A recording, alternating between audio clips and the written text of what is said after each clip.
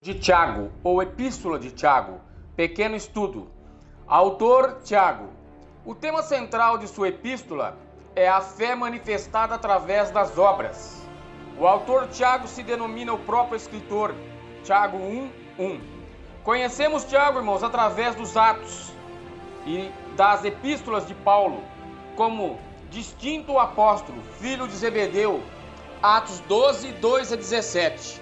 Um personagem de grande influência na igreja de Jerusalém, Gálatas 2:9, e também irmão de Jesus, Gálatas 1:19. Sabemos que pela história da igreja, Tiago chegou a ser bispo e que foi morto pelos judeus por ódio contra sua fé no ano de 62 depois de Cristo, tendo escrito essa epístola por volta do ano 40 DC. Tiago escreveu essa epístola, irmãos, para encorajar os crentes a viverem alegres em meio a uma situação difícil e exorta eles a resistirem às tentações e se continuarem a serem praticantes da palavra de Deus e não apenas ouvinte, e adverte a eles sobre o pecado, sobre a língua indomável, sobre a riqueza, sua conduta. E encerra ressaltando a eles sobre a paciência, a oração e a resposta de restauração para aqueles que necessitam. Também destaca muito a palavra fé, a fé genuína, a fé provada. Mais da metade de seus 108 versículos são mandamentos. Destaca o máximo de que a fé sem obras ela é morta. O livro de Tiago, irmãos, fala sobre saudação, provas e tentações. Mas também fala que o crente é tentado, atraído e enganado. Mas se ele estiver alicerçado na palavra de Deus, certamente não cairá. E pede para pôr em prática a palavra de Deus. Condena os irmãos a fazerem a acepção de pessoas, a não fazerem acepção de pessoas. Porque Jesus, irmãos, ensinou a isto. E mais uma vez, direciona a sua palavra a dizer que a fé sem obra nada aproveita, pois a fé e a obra se completam.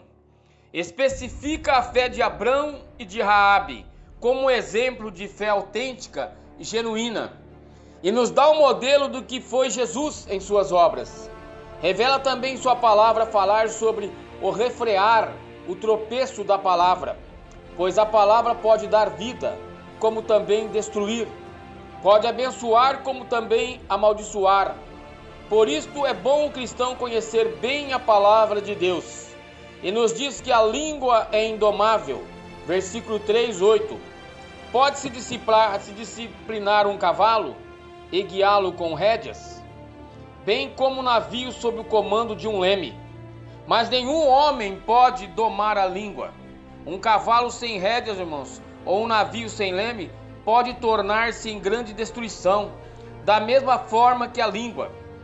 De uma fonte pode sair água doce ou água salgada, ou uma árvore pode produzir dois tipos de frutas.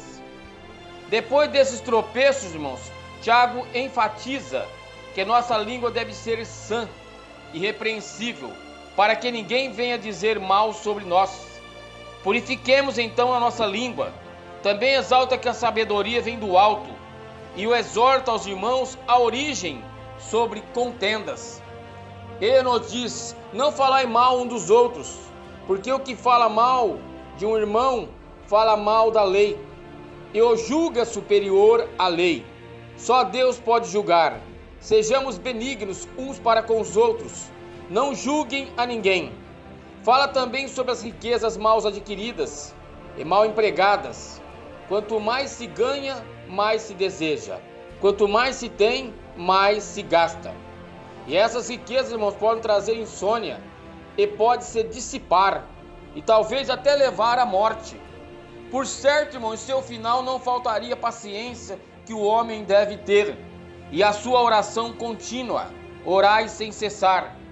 Aquele que fizer converter do erro de seu caminho um pecador, salvará da morte uma alma e cobrirá uma multidão de pecados. Esta é a palavra do livro de Tiago. Aleluias.